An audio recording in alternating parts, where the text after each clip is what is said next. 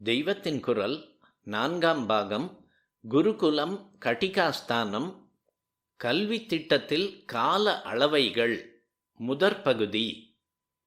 தற்காலத்தில் வேத பாடசாலைகளில் 12 வருஷ கோர்ஸ் வைப்பது வழக்கமாயிருக்கிறது. பாஷ்யங்களையும் நன்றாக படித்து நல்ல அர்த்த ஞானம் பெறுவதற்கு இதற்கப்புறம் 8 வருஷம் படிக்க வேண்டியிருக்கிறது. பூர்வ காலத்தில் மாணவனின் புத்தியை பொறுத்தும் அவன் எந்த வித்தியைகளை எவ்வளவு தூரம் அபியசிக்க விரும்புகிறான் என்பதை பொறுத்தும் வித்யாபியாச காலம் நிர்ணயிக்கப்பட்டிருந்தது. 12 வருஷமே பொதுவாக ஏற்பட்டது.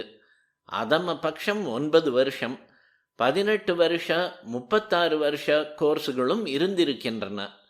வாழ்நாள் முழுதும் நன்றாக ஸ்பெஷலைஸ் பண்ணிக்கொண்டே போவதற்கு வசதியாக இத்தனை வருஷம் என்று கட்டுப்படுத்தாமல் கோர்ஸ்கள் வைத்திருந்ததாக கூட மனுஸ்மிருதியில் இருந்து தெரிகிறது. அறிவுக்கே தன்னை அர்ப்பணித்து கொண்டு கல்யாணம் கிரகஸ்தாசிரமம் இல்லாமல் கல்வியிலேயே ஒருவன் பிரம்மச்சாரியாக வாழ்நாள் முழுதும் ஈடுபட்டிருக்க தர்மசாஸ்திரம் அனுமதி தருகிறது. சுத்த பிரம்மச்சாரியாக இருக்கக்கூடியவன் விசேஷமான புத்தி பிரகாசமுள்ளவன் என்பதாக குரு நன்றாக பரீட்சித்து நிச்சயப்படுத்தி கொள்ளக்கூடியவனுக்கு மாத்திரமே இப்படி ஆசிரம விதிகளிலிருந்து விலக்கு தந்திருக்கிறது. அவனைத்தான் நைஷ்டிகன், நைஷ்டிக பிரம்மச்சாரி என்பது. கல்வி திட்டத்தில் ஒவ்வொரு வருஷத்தையும் 2 டேர்ம்களாக பிரித்திருந்தார்கள்.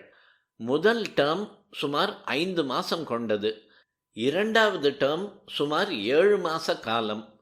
முதல் டேர்முக்கு உபாகர்மம் என்றும் 2வது டேர்முக்கு உத்சர்ஜனம் அல்லது உத்சர்கம் என்றும் பெயர். உபாகர்மம் என்றவுடன் சில பேருக்காவது ஆவணியாவட்டம், அதாவது வருஷா வருஷம் புதுப்பூணூல் போட்டுக்கொள்ளும் நாள் என்று நினைவுக்கு வரலாம். இது ரிக்வேதிகளுக்கு ஸ்ராவண மாசத்தில் ஸ்ரவண நட்சத்திரம் வரும் நாள்.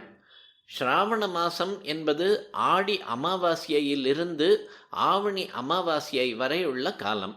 ஸ்ராவணி என்பதன் திரிபுதான் ஆவணி. யஜுர்வேதிகளுக்கு உபாகர்மம் என்பது ஸ்ராவண மாச பௌர்ணமி அன்றாகும். ரிக்வேதிகள் ஸ்ரவண நட்சத்திரத்தை வைத்து நாளை நிர்ணயிக்கிறார்கள். யஜுர்வேதிகள் பௌர்ணமி திதியை வைத்து நிர்ணயம் செய்கிறார்கள்.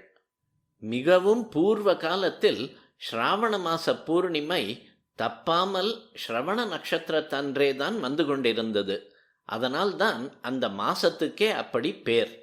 தப்பாமல் ஸ்ரவண நட்சத்திரமும் பௌர்ணமியும் ஒன்றாகவே இருந்த காலத்தில் அந்த நாளில்தான் ரிக்வேதிகள் யஜுர்வேதிகள் ஆகிய இருவரும் உபாகர்ம டர்மை ஆரம்பித்தார்கள்.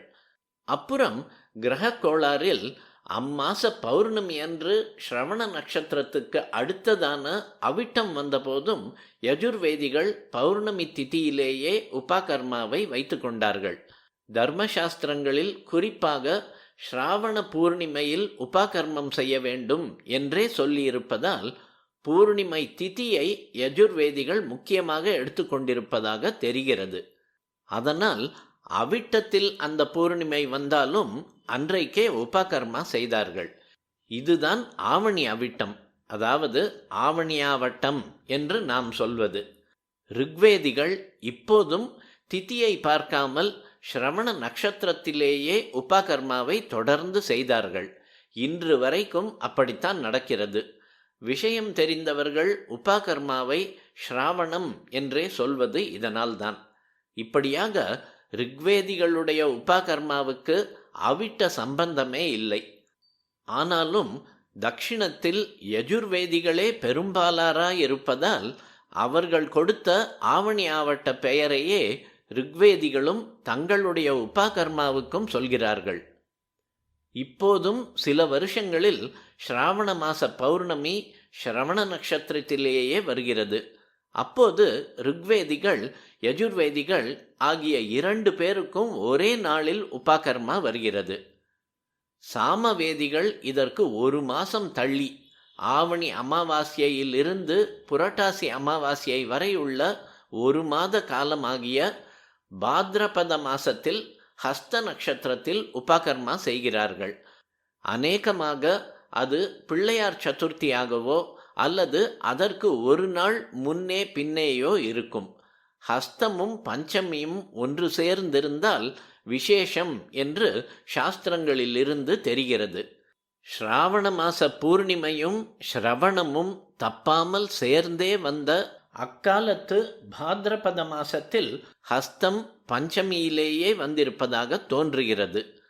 தற்போது அது அநேகமாக பிள்ளையார் சதுர்த்தி அன்றோ அல்லது அதற்கு முதல் தினமான திருத்தீயையாகவோ வருகிறது.